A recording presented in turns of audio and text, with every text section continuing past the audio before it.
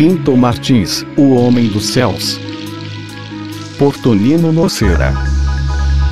2 aeroportos no Brasil levam o nome de nosso irmão Euclides Pinto Martins, um aviador teimoso e empreendedor com uma vida aventureira cheia de voltas e reviravoltas. Ele nasceu na casa que hoje abriga a Biblioteca Municipal de Camusim. Ainda jovem, em fins de 1922, foi escolhido como parte da tripulação do avião Curtiss H-16 fretado pelo jornal de New York World, que patrocinava a tentativa de uma viagem aérea pioneira entre as Américas do Norte e do Sul. A viagem começou em Nova York, em novembro de 1922, e terminou no Rio de Janeiro, em fevereiro de 1923, após terem sido cobertos os 5.678 quilômetros do percurso com 100 horas de voo a cada instante interrompidos pelos mais variados problemas. E primeiro pouso em águas brasileiras ocorreu no dia 17 de novembro de 1922, quando Martins e seus colegas americanos aterrissaram na foz do rio Cunami. O episódio foi posteriormente narrado pelo próprio Pinto Martins a um repórter do jornal Estado do Pará. Quando levantamos voo de Caiena, encontramos forte temporal pela proa. Rompemos o mau tempo com dificuldade, mas tivemos de procurar abrigo. Tomei a direção do aparelho, ele era copiloto, e depois de reconhecer o rio Cunani, aí descemos às 13h30. O tempo, lá fora, era impetuoso e ameaçador. Não nos foi possível prosseguir e passamos matando mosquitos e com bastante fome, pois não contávamos interromper a rota. Essa e outras aventuras tornaram a viagem Nova York, Rio de Janeiro uma terrível aventura de obstáculos, só superados pela coragem dos tripulantes. Martins foi recebido pelo presidente Arthur Bernardes e recebeu um prêmio de 200 contos de réis.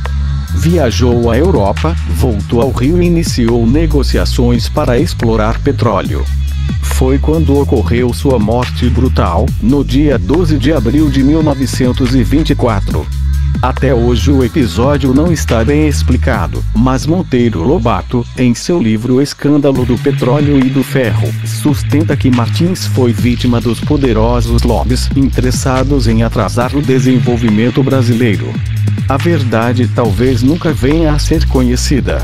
Depois de discutir com seu companheiro de viagem, Walter Eaton, ele sacou de uma arma e suicidou-se à vista da amante. Em 1952, atendendo às aspirações dos seus conterrâneos, o presidente Café Filho sancionou lei no Congresso, oficializando o nome de Pinto Martins para o aeroporto da capital cearense.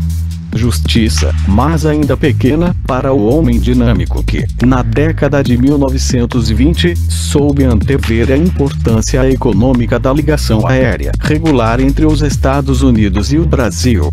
E que teve coragem de investir na exploração de petróleo, no Brasil, quando isso era por todos apontado como uma loucura. Sobre a relação de Pinto Martins com a exploração do petróleo, há algumas informações adicionais no livro de Monteiro Lobato Escândalo do Ferro e do Petróleo, que o coloca como um dos mártires dos estudos de prospecção de petróleo no Brasil. A viagem Nova York, Rio de Janeiro também era considerada loucura, mas ele a concluiu. Euclides Pinto Martins, que, como seu pai, era maçom, foi iniciado na loja 21 de março de Natal, Rio Grande do Norte. Posteriormente mudou-se para a loja Segredo e Amor em Recife. A população de Camusim, sua terra natal, considera um herói por seu ato de coragem e pioneirismo. Inscreva-se no nosso canal e acione o sininho para receber novos vídeos.